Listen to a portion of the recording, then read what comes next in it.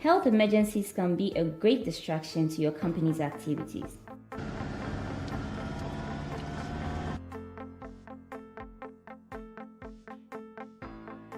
But with Apex Health Insurance, your employees will have immediate access to quality health service for themselves and their dependents.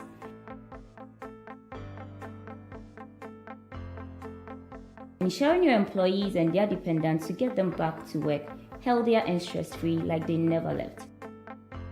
Think health, think Apex. Financial protection for yourself, businesses, and properties remain a few of the major concerns for hardworking people like you. That is exactly why having insurance is so important. Don't we all wish for the ability to keep our expenses at the bare minimum while attaining maximum benefits? This is where KEK as your insurance broker comes in. Unfortunately, there is a common misconception that hiring a broker will drive up your insurance costs. This is just a myth. Let's debunk some of these insurance myths, shall we? 1. You have to pay insurance brokers for their services. That's not true. You do not have to pay any special fees when you use KEK as your insurance broker. Broker fees are fixed in premium quotations, and this is the way it is done all over the world. In fact, we rather work to reduce the premiums you have to pay due to our world-class negotiation skills. 2. You can do a better job managing your insurance. We at KEK Insurance Brokers are specialists who have in-depth understanding of the insurance market. We are experts in the insurance business, and we pass on this extensive knowledge and expertise to the client through competitive pricing, claims management, and the general administration of policies. So get insured today. Let KEK be the one to help you. You can reach us via social media handles or visit our offices at KEK Insurance Broking House, number 40/41 Senchi Street at Aviation Road, Airport Residential Area, Accra.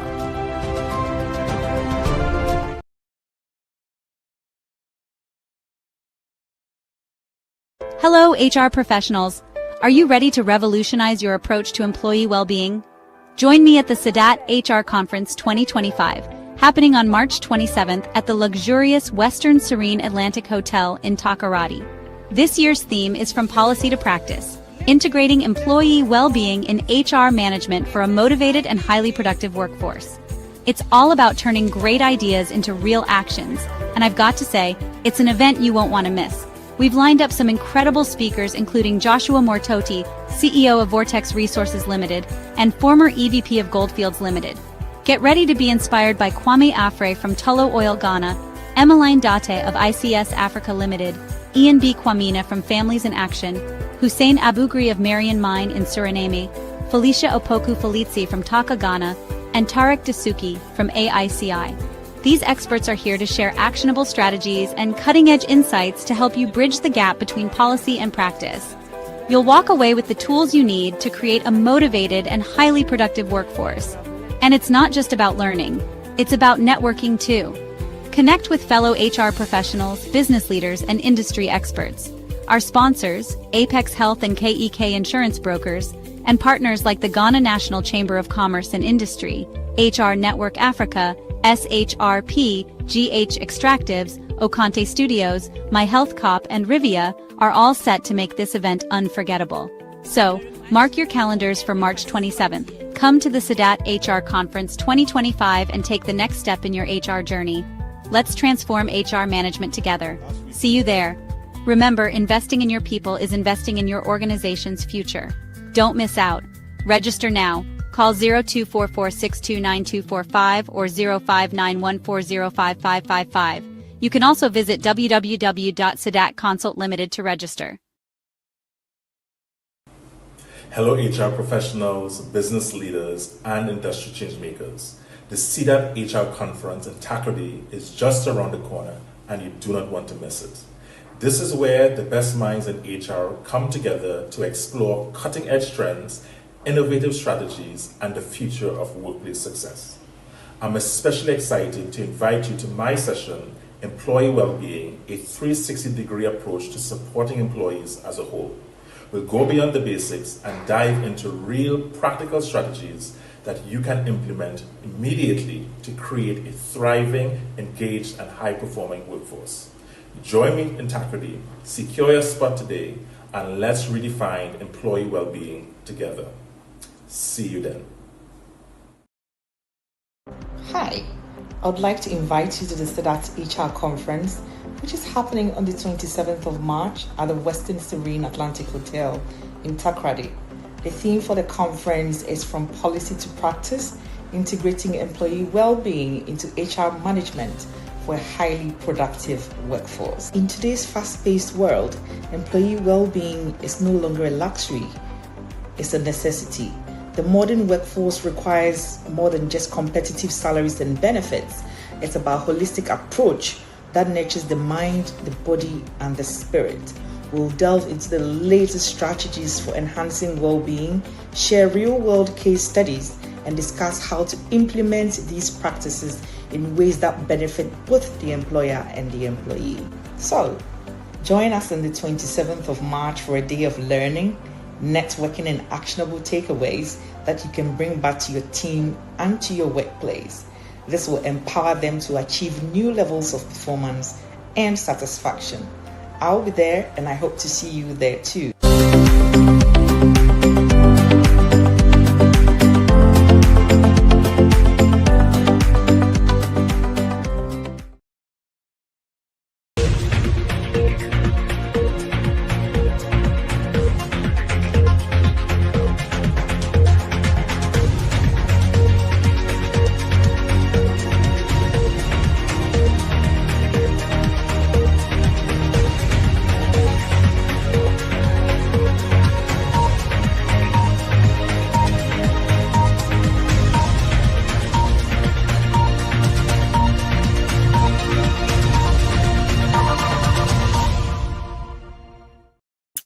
Hello, good morning, good afternoon, good evening, wherever you're watching us from.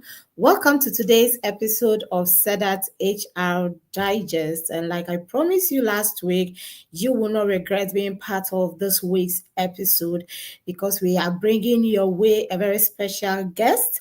And I know that is going to be insightful as usual. I would like to remind you to share the link with your loved ones, with your colleague HR practitioners, with your company leaders. Let them join in. Let's discuss this all important topic that we are looking at this year's for this year's conference. That will be happening on the 27th of March in Takoradi. And we are looking at the theme From Policy to Practice, Integrating Employee Well-being into HR Management for a motivated and a highly productive workforce. Before I introduce my guest to you today, I'd like to remind you that SEDAT HR Digest is brought to us by SEDAT Consult, your number one trusted HR firm. Get in touch with SEDAT Consult for your HR support, advisory and outsourcing services, talent management and acquisition services, staff outsourcing, compensation and benefit management, employee engagement, training and development, payroll outsourcing, recruitment and executive search, event management and assurance services. All these services are being provided by SEDAT Consult. You can contact us on 0244 629245, 0244 629245, or on 059 140 5555, 059 140, 5555. And once you call us, the team will be there to give you all the support that you need. This is SEDAT HR Digest, the platform where we unlearn, relearn, and we share ideas. It's a very interactive platform. So wherever you are, just drop your name and your location in the comment section. We'll read it out to acknowledge you. And also, like we always do, just let us know your view regarding the conversation we will be having today. If you have any question, please feel free and drop the question in the comment section. I will read it out for our guests to respond to you. Again, if you want to seek any clarification to the conversation that we are having, kindly feel free to drop it in the comment section, and I will read it out for our guests to help us or to help you understand. Right, so we are ready for today's episode, but the conference also soon is happening on 27th, which is next week Thursday in Takoradi, and we are bringing experts who would help us understand the theme for this year's conference. It is actually the very maiden conference we are having in Takoradi. We've had two conferences in Kumasi, but in Takoradi, this is the very first time. And so if you live in and around Takoradi, you want to make your way to the Western Serene Atlantic Hotel in Takoradi, we have online and in-person options. Probably because of some few reasons, you may not be able to participate in the conference physically. We have made an online option available for you, so you can join us online. It's going for 1,200 and 1,250 for the in-person, and then can we have the details displayed? And 520 or think about 500. We'll get the details for you for the online. Thank you. 520, I was right. So 520 for online, and then 1,250 for in person. But last week we announced a very interesting package for all our followers on social media, or if you follow us on LinkedIn, you follow us on YouTube, you follow us on Facebook, we are giving you a cool 50% discount for in-person participation. And so if you haven't registered yet, this is an opportunity for you. Hurry to register and grab this golden opportunity we're giving you. This is SEDAT HR Digest, and you can only have this from SEDAT, 50% off for all our followers on social media. You can also call 0244629245 or 059-140-5555. Call the contact numbers now if you want to seek more clarification to the discount. Please do so. Register. We've shared the link in the comment section. Kindly click on it. If you haven't registered yet, then you are behind. Please hurry up, because this is a conference that you cannot trade it for any other thing. Register. Come for this conference and thank me later. Of course, as I said, that's HR Digest, and I am your host for today's episode. My name is Patience, and our guest is ready for us. I know we are equally ready for our guest today. Today we are bringing you a very special guest on the show, and he is the keynote speaker for our upcoming conference. We're going to have a discussion with him around the theme for the conference, and this is just, it's just going to be tips. We are just going to show you what will be happening at the conference and some of the conversations that will be happening in Takoradi on 27th of March. And so joining us today is Engineer Joshua Mototi, affectionately called Josh. He is a mechanical and mining engineer with over 25 years of experience in the mining industry. Josh is a mining leader with a robust track record, having managed operations at three major global mining companies: the Goldfields, Newmont, and Anglo Gold Ashanti. He is a business leader, an executive, and he's highly experienced in operations management and project and capital management, business planning and development, as well as energy management in the mining industry. He is a natural people focused leader who is able to harness the collective strength of his team to achieve significant and lasting results. Ladies and gentlemen, help me introduce and welcome to the studio for today's episode, our keynote speaker for the conference happening in Takoradi, Mr. Joshua Mototi. Hi, Josh. Hi, good afternoon, everyone. I hope you Good can hear me afternoon. well. Yes, we can. We can. Thank you for joining us on today's episode of SEDAT HR Digest. We are very excited to have you here, and I believe our viewers are also happy to see you here ahead of the conference on 27th of March. And that is next week, Thursday. We are all coming to Takoradi. Our keynote speaker is very ready. And we'll be having a conversation with him. Like I mentioned earlier, drop your comment, your name, and your location in the comment section. We'll read it out to our speaker, our guest for today.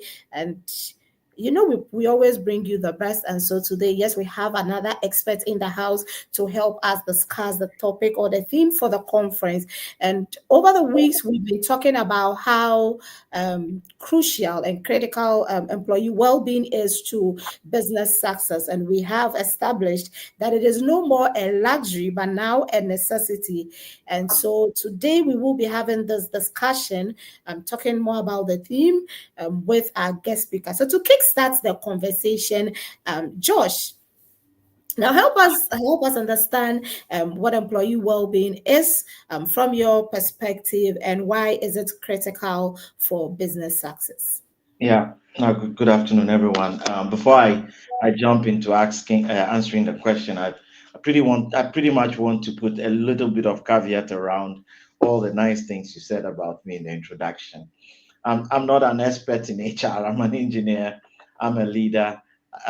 What I'll share with you all today is about my own practical experience in leading people and leading a lot of people over the years, over more than 25 years. So it won't be a textbook stuff, but it will be practical as much as possible as what I have encountered in leading people, have motivated people, have gotten results out of bringing people together. So for me, it's basically a chat with you. And again, before I answer the question on employee well-being and what I think about it, I think we need to start from the one big standpoint. And that standpoint is that, businesses need people, and successful businesses need successful people, right? And to have successful people, you have to make sure that you create the environment that your employees can come to work every day, bringing their A game to work. So it's a very holistic thing. It's when we talk about well-being, it is most people quickly reduce it to mental well-being and things of that nature. I look at it very differently. I look at the holistic people management and ensuring that you create the environment for your people to thrive and to be able to deliver the results that the business needs. Right, thank you very much, Joe. Now, looking at, over the years, your 25 years of experience, I'm happy you mentioned we're going to have a very practical conversation, and that is what we do here, so people would have a feel of how it feels like, or it actually looks like in real practice. Now, let's look at your experience over the years. Managing three major mining companies in Ghana. And what do you see as the new trend in the approach that organizations are using to manage the employees now in terms of well-being? Okay. Comparing it to your time and now. Well, I still can assume my time is now. Not just 25, but I do have the benefit of going, maybe looking back 25 years or more when I started out in the mining industry, especially. And the mines will probably be the ones that are most accused of not necessarily taking good care of people's well-being. I entered Obuasi back in the days when it was very common to lose 4 to 5 miners every year.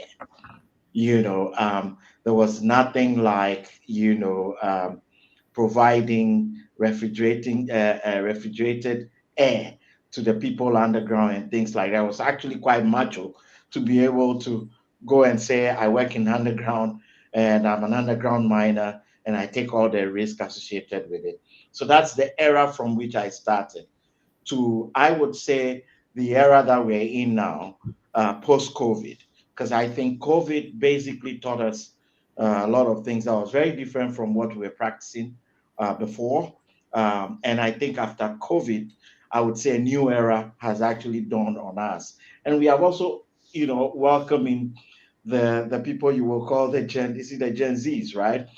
Who are coming into the place of work for the first time, pretty much around COVID, where virtual work and being able to deliver webinars have become a thing. It's changed over time significantly. How to motivate people? I mean, I talked to my son who works in Amazon as a software engineer, and Amazon. I just recently written to all employees saying everybody will come back to work Monday to Friday, and he was completely pissed off about it because he went into the world of work as a virtual worker, never done every day 9 to 5, right? So for it to be said, everybody go back to what it was before, to him was, and not to only him, to many of his colleagues around the world, and I'm sure you've been reading in the newspapers and watching over the news, the protests, especially in America, of employees going back to call it the pre-COVID era. My view is that, I mean, you can't necessarily go back to the pre-COVID era. Things have moved. And you've got to start to create the workplace that allows for some level of virtual engagement and also making sure that you are looking at employees very, very differently. As we progress this conversation, I will talk about some examples of things that we have done over the years that I would say 25 years ago, completely unheard of. And if you go and say that, you'll be seen as, in the mining parlance, you'll be seen as a sissy or someone who is not brave enough. So I'll delve more into that as we move on. Right, right. Thank you. Now, we see a lot of companies developing beautiful employee well-being policies. You go in there and it looks all nice, or you see it and you go, wow, I wish I'm here. But implementing it becomes a challenge. Now, from your perspective as a business leader, what do you think are the barriers to implementing some of these policies, beautiful policies that we design and have it hanged in our policy manuals and organizational manuals and all that? What do you think are some of the barriers?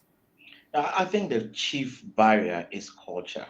Organizational culture is the chief barrier to most of these things. I mean, like you said, we put these things on the glossy pages. We've created an environment on the pages that says this place is the best place to work. This place has this and that, you will thrive. But the culture of the place does not meet that. Let me give you one example. When you were introducing me, you said affectionately called Josh. I mean, everybody in the mining industry who knows me calls me Josh. Why is it so? Why is it that they don't call me Mr. Mototi, engineer, whatever, all the titles we like to call ourselves? Because I have this principle, and that principle has lived with me all through these 25 plus years, that you call me by my first name. Whether you're a national service person who came into the work today, who is probably the same age as my son or not, you call me Josh. And that is perfectly okay for me. When In I fact, joined, I'm a testament. I can confirm that. I can yep, confirm that. yep. When I joined a company, and I won't mention names here, and I said that it was foreign to the people and they could not understand it. So you had variations of Mr. Josh. You will hear some people will say Dr. Josh. In Ghana now, people say honorable. And I said to them, look, or boss, I said, you don't need to call me boss. You don't need to call me honorable. You don't need to call me anything. It is not those things that make you a good leader. It is what you bring to the table every day that makes you a good leader. So, like I said, culture. Our culture as Ghanaians itself is a bit of a barrier. So Mm. imagine the national service person who comes to work and he has to see me, a 53-year-old, and call me by the name Josh, who could be his father. In itself, it's a difficulty from Yeah. a culture standpoint. It's a difficulty. But why is it important to do something as basic and simple as just first name calling? Because for me, it's important because we are first and foremost work colleagues and we are all on one team. If we are going to be aiming to do, to meet the business objectives, we've got to strip ourselves of these so-called important titles that we have and Mm. roll up our sleeves, as an engineer will always do, and get into the place that needs to be get to and deliver the results. And we do it together, Mm. regardless of whether you are an operator of machines or you are the executive vice president or not. We're all on one team. And if you remove the accolades, the mister and the rest, you break down the barriers and you start to have, even in a room where you're discussing projects, the least person is able to bring his ideas on board because they know that they are accepted as part of the team and not just people that are supposed to be there not to be heard. So I mean, there's a lot of barriers, but again, I'll put it down to organizational culture. You can't create a culture that is very different from your country's culture. Our Ghanaian culture tends to put restrictions on junior people, tends to put restrictions on women, tends to say, I mean, when we were young, they used to say a child is supposed to be seen and not heard. And children who speak back are told to be disrespectful. I'm labeled to be disrespectful, etc., etc. So, you can, at the workplace, I believe, create a culture that's more inclusive, that looks at all manner of things. I'll give some other examples. Let me give, maybe before I give that example. When I got to one of the companies I went to lead as a mine manager at the time.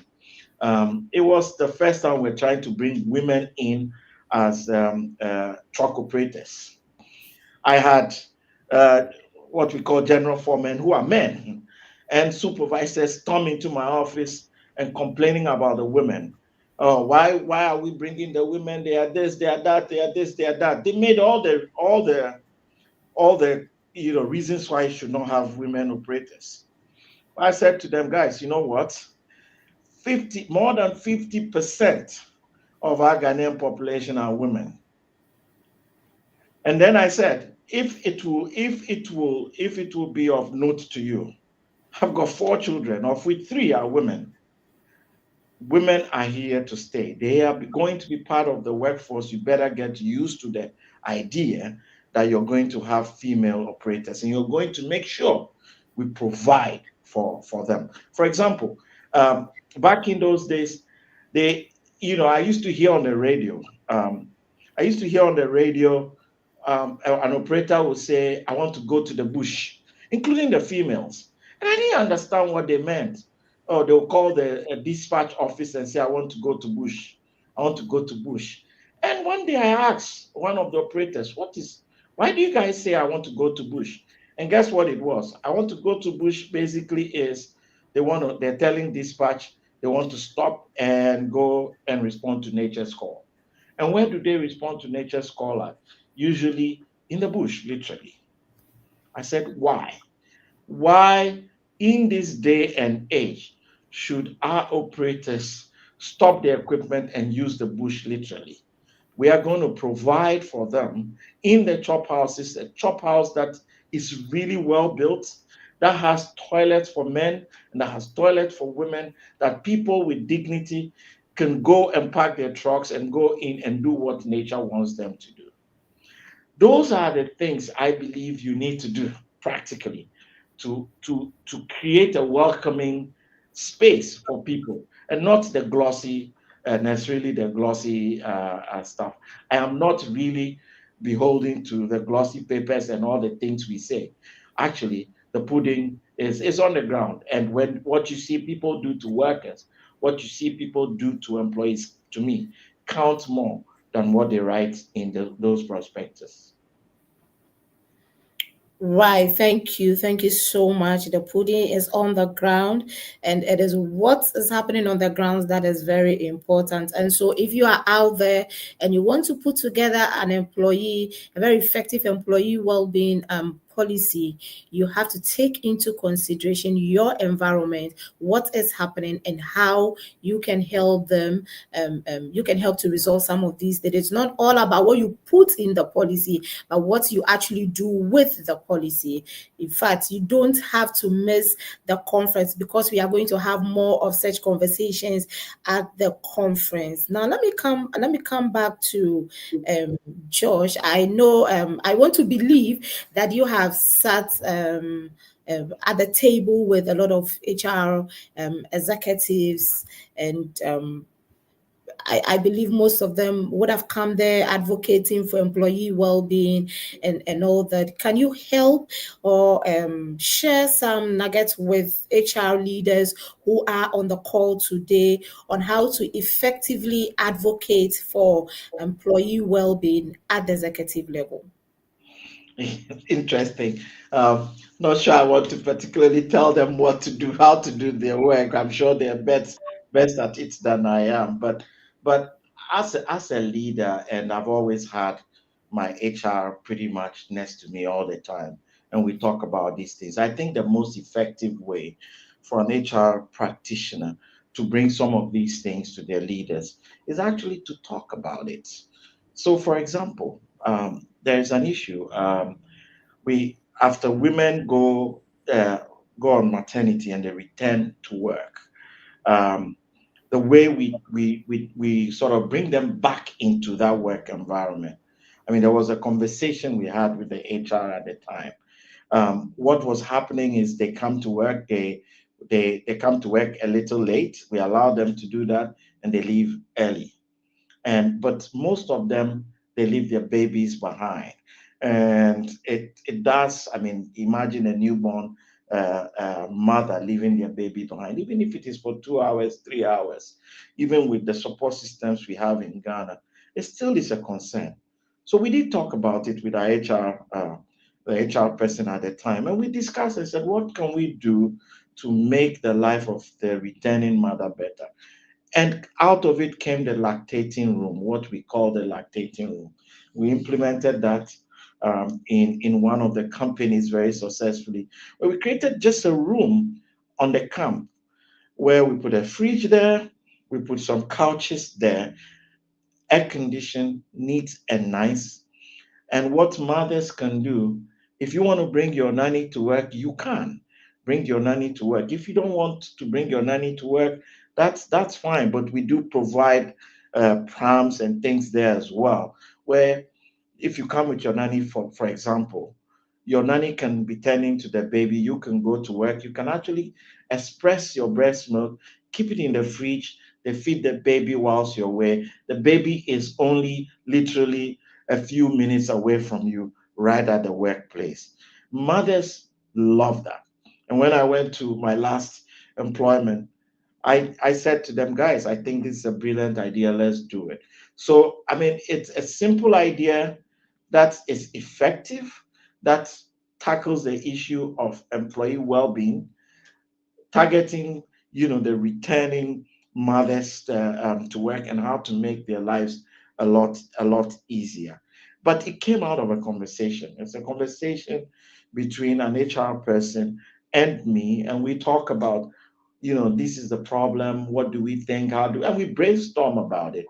I would say that's more effective if you make it a consensus conversation rather than to say thou shalt, or couch it in policies, big worded policies and the rest. I think we are human first and foremost, so we appreciate the opportunity to converse about things and craft solutions together. To me, that's the best way to approach your leader. Right, thank you very much. This is SEDAT HR Digest, and we are having a conversation with our keynote speaker, Joshua Mototi, aka Josh, and we've had interesting conversation regarding employee well-being. And before we go on break, we would like Josh to touch on this question, and then we can go for a very quick break and come back to continue our conversation. Now, Josh, you realize that in the workplace we have different people, diverse workforce, and all these people have different well-being needs that we need to handle, or we need to take care of. As a business leader, how do you think, or what do you think we can do to design flexible well-being programs that will suit the various well-being needs of these diverse workforce that sits in our organizations? Yeah. I think it's not a one size fits all game. I think in my conversation, I already singled out women. I also singled out mothers, returning mothers. So you need to understand the composition of your workforce. We talk now about inclusivity. That's what it's all about. First, know who you have, and then make sure you create well-being programs that target all of them and bring everybody into the same space. So to me, that's it. First, identify the people you have, what their needs are. As much as possible, continue to do surveys, needs assessments. I would say literally every 2 years you should do an employee survey, and that employee survey is either questionnaires, interviews, uh, small group chats. It comes out, it brings lots of things for you as a leader, which you can then put some timelines on and execute on. I mean, the fact that you're executing on the things that people brings a lot of confidence in you as a leader, or as a management team. You may not have everything in place right from get-go, but the fact that you're working at it through this means that I'm talking about: employee surveys, interviews, chatting to people, even informal chats at the mess, the dining halls, for example. All those things add up to how you collect information on the people you have, and making sure that you design, your programs, facilities, and everything that meets, their well-being, which will make them come to work, giving off their best every day.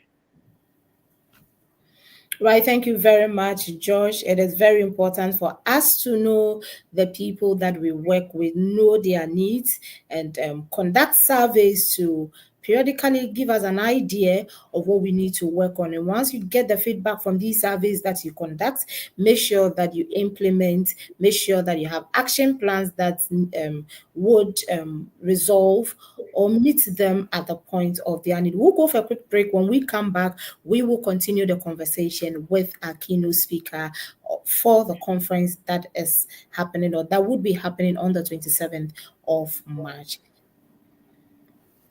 Hello, good morning. My name is Joshua Mototi, the former Executive Vice President and Head of Goldfields West Africa, and also the former President of the Ghana Chamber of Mines. I'm delighted to be part of this HR conversation. I call it conversation because really it is for practitioners to come and talk about how we affect the workplace. I've always had a firm belief that a workplace that is friendly, a workplace that is welcoming, a workplace that is enabling is what you need to have the most productivity out of your employees. And in all my leadership experience, I have sought to work with my HR colleagues to create that. I'm sure there are a lot of you here or who are going to be joining who are looking forward to the stories around what we've been able to do in the past 28, going to 29 years in the mining industry, and how we've affected how people work from Anglo Gold Ashanti to Newmont and to Goldfields, which I believe will be relevant in your own leadership experience and practice in your organization. Really looking forward to seeing you and sharing ideas and conversations with you in Takoradi on the 27th of March. Please do come. Speak to other people to come as well. I know it's going to be exciting. We're all going to learn from each other.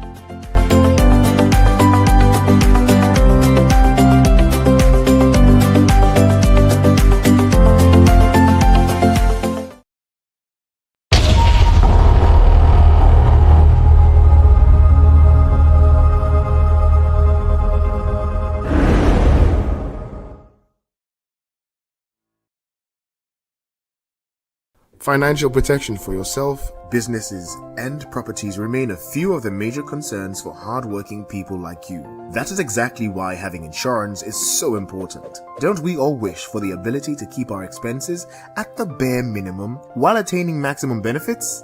This is where KEK as your insurance broker comes in. Unfortunately, there is a common misconception that hiring a broker will drive up your insurance costs. This is just a myth. Let's debunk some of these insurance myths, shall we? 1.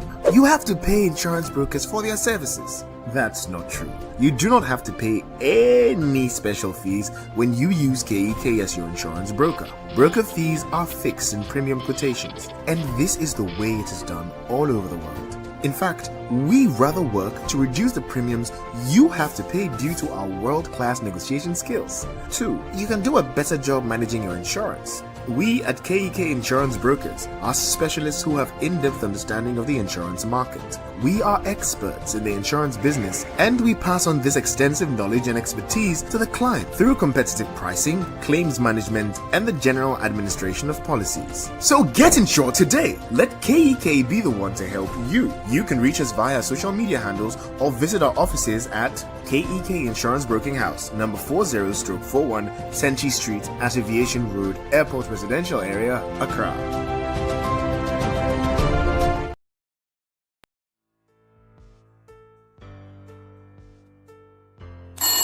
Health emergencies can be a great distraction to your company's activities.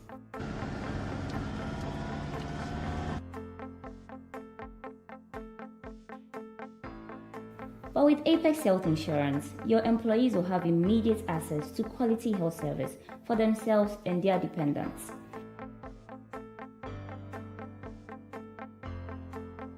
Ensuring your employees and their dependents to get them back to work healthier and stress-free like they never left.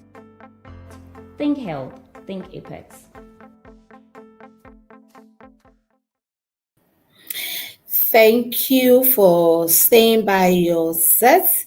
Welcome back from the break. This is SEDAT HR Digest. If you just joined us, we are having a conversation with our keynote speaker for our upcoming conference on the 27th of March, happening at the Western Serene Atlantic Hotel in Takoradi. If you haven't registered yet, in fact, we are enjoying the conversation. It's very interactive, it's very practical, and we're going to have more of such conversations at the conference. And so if you haven't registered, please do well to register. The link is shared on in the comment section. Click on it, and we would get your details to let you know all the necessary things that will be happening and all necessary information regarding the conference. If you want to call you can call us on 0244 629245, 0244 629245, or 059140 5555, 059140 5555. Please grab your phone, go to the comment section, click on the link and register. You can't afford to miss this conference. It's going to be super. You register, come and thank me later. And in case you have already registered, I want to say thank you so much for coming on board. A big thank you to all organizations that have come on board with their employees.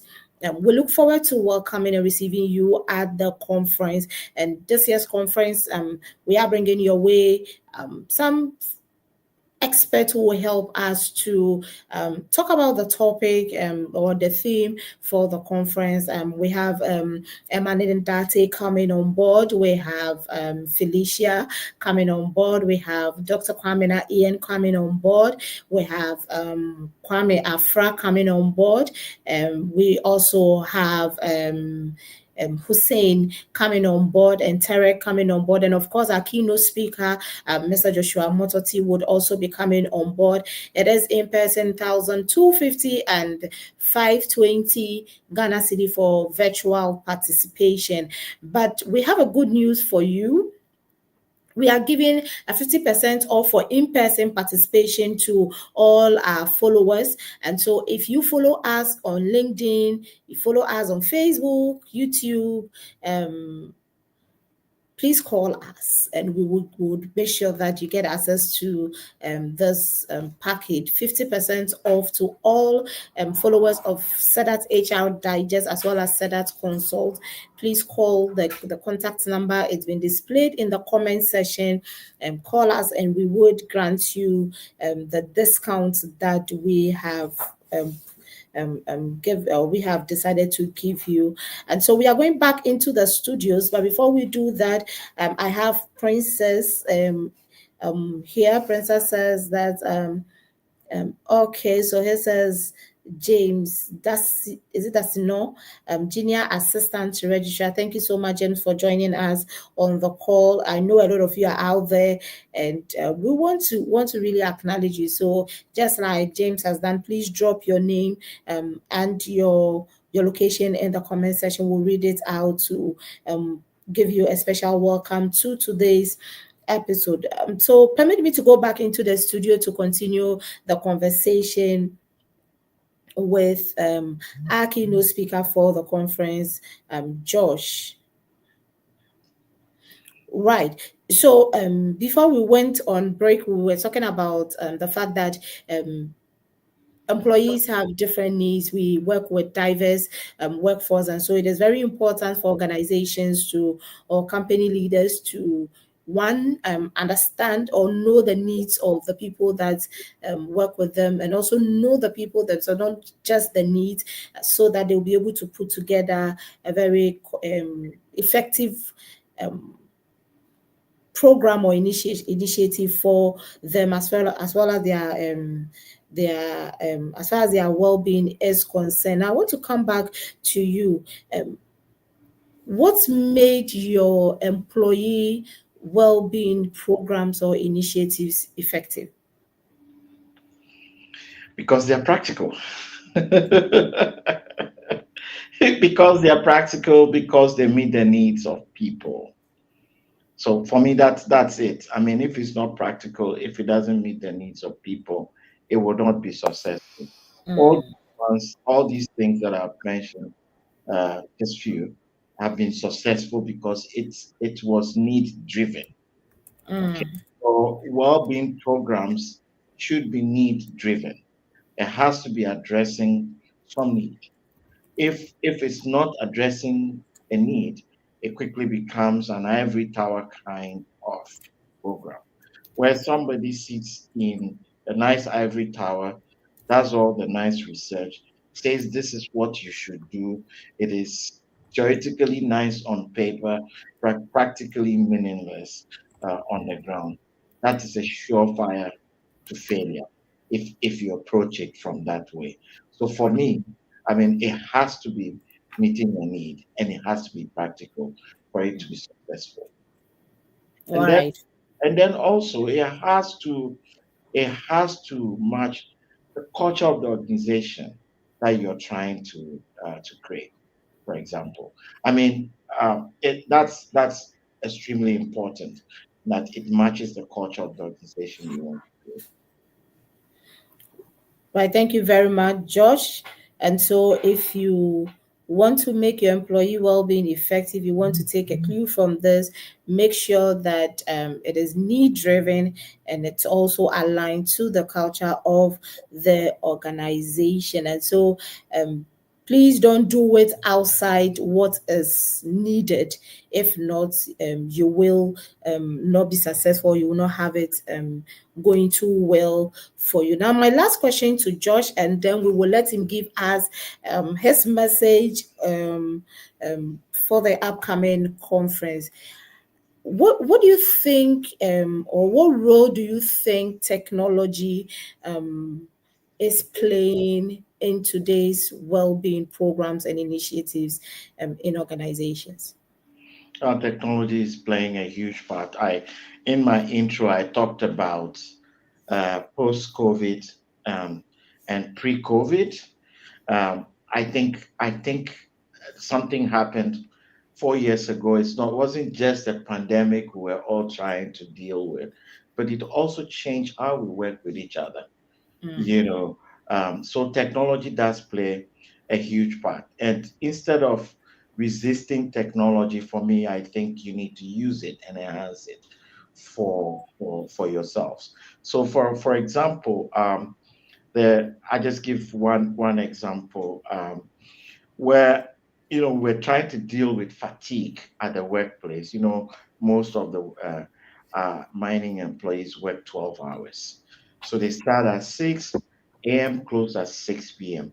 But there is a travel time, there's a waking up time, there is a getting ready time, a travel time. So most of them wake up at 4, right? So it is not just 12 hours of work.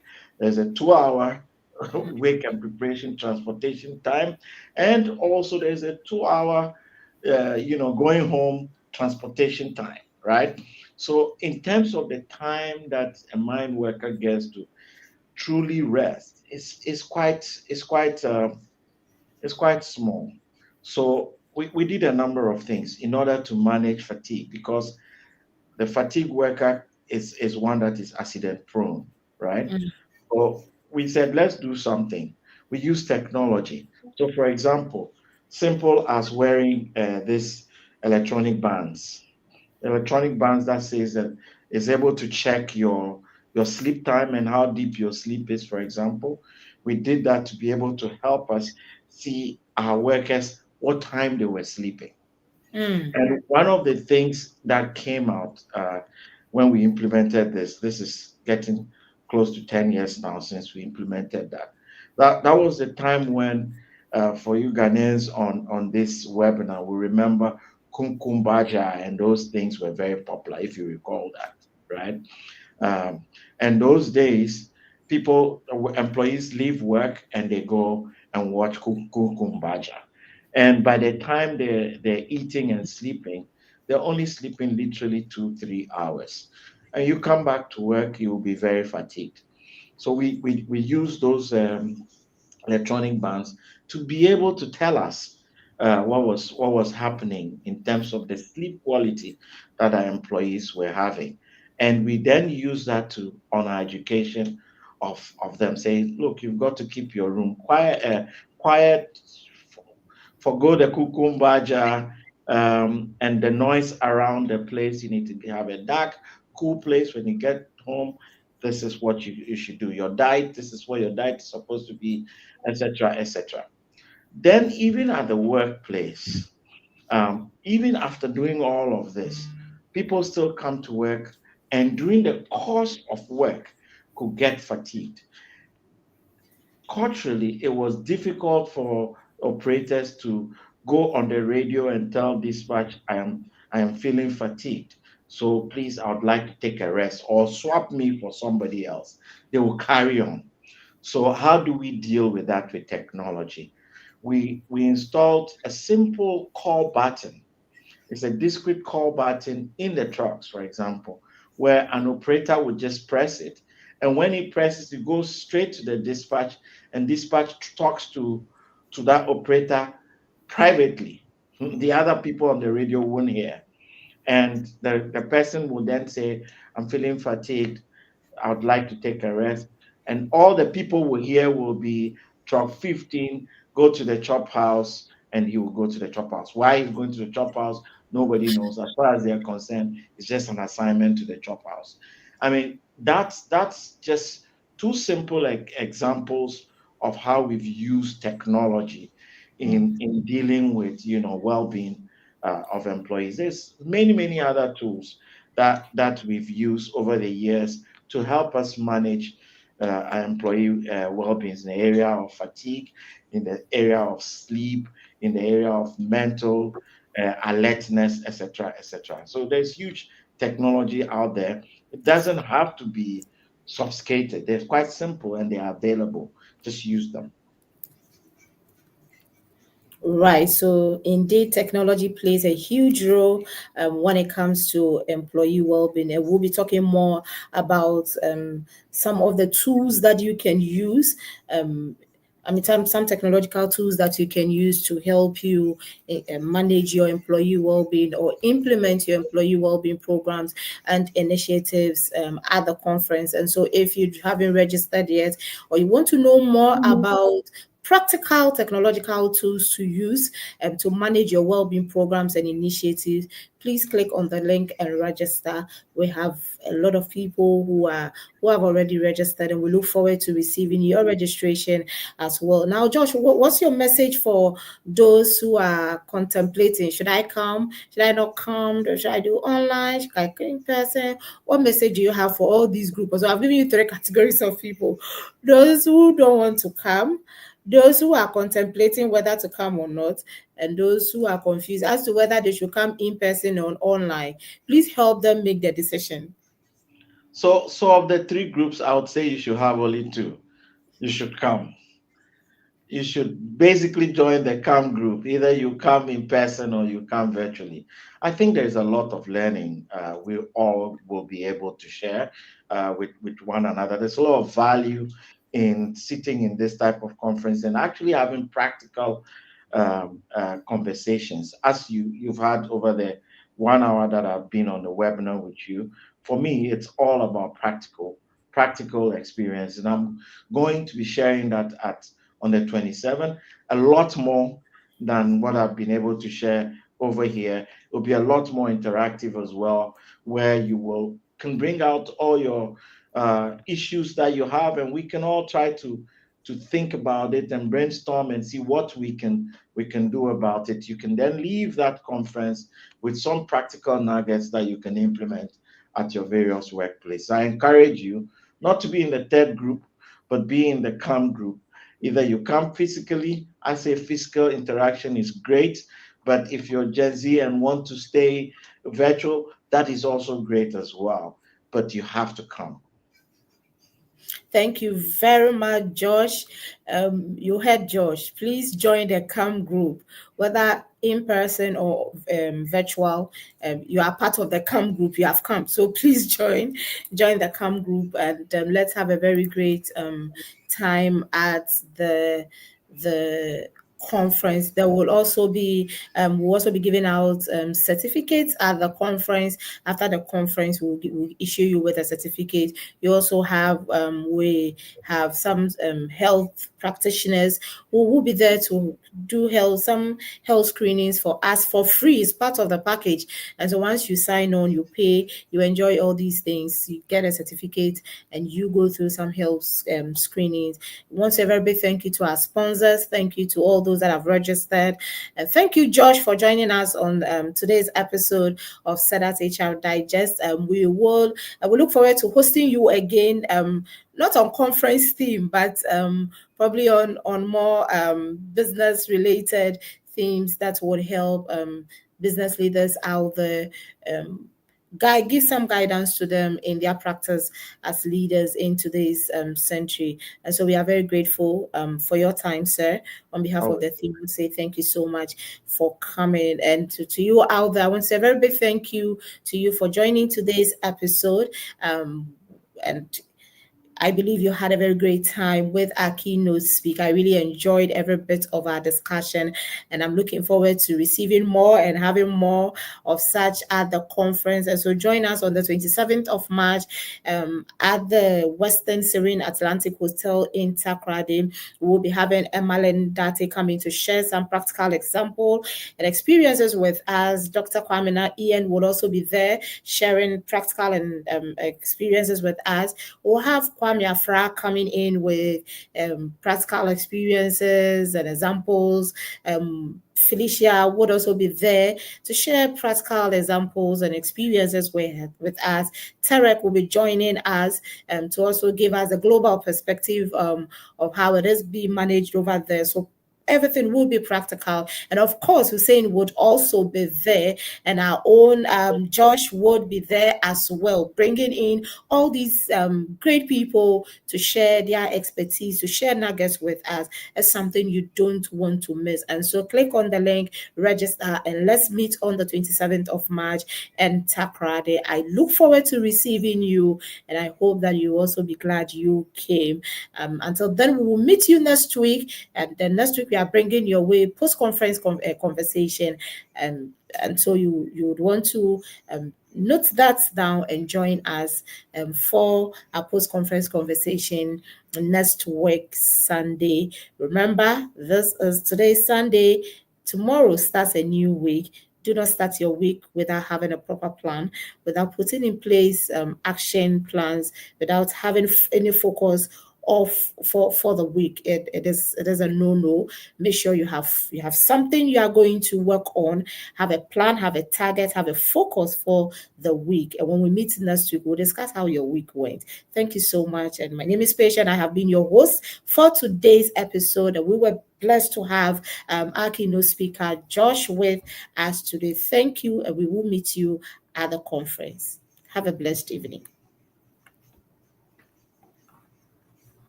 Financial protection for yourself, businesses, and properties remain a few of the major concerns for hardworking people like you.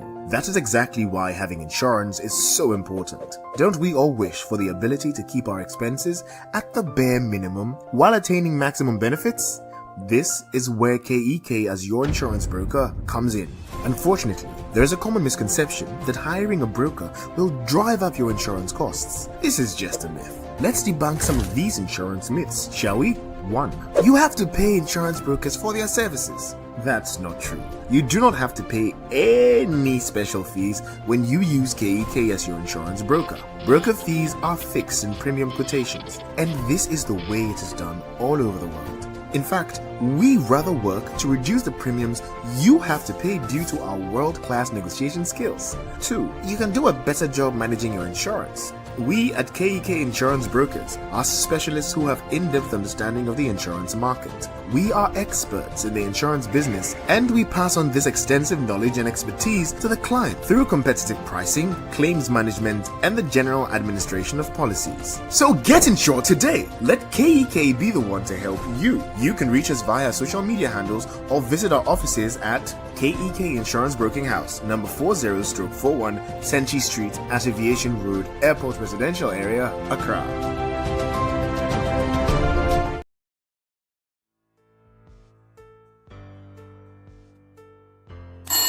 Health emergencies can be a great distraction to your company's activities.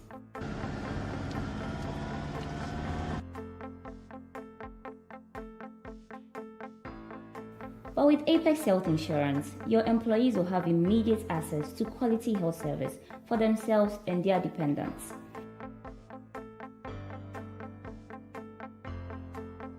Ensuring your employees and their dependents to get them back to work healthier and stress-free like they never left. Think health, think Apex.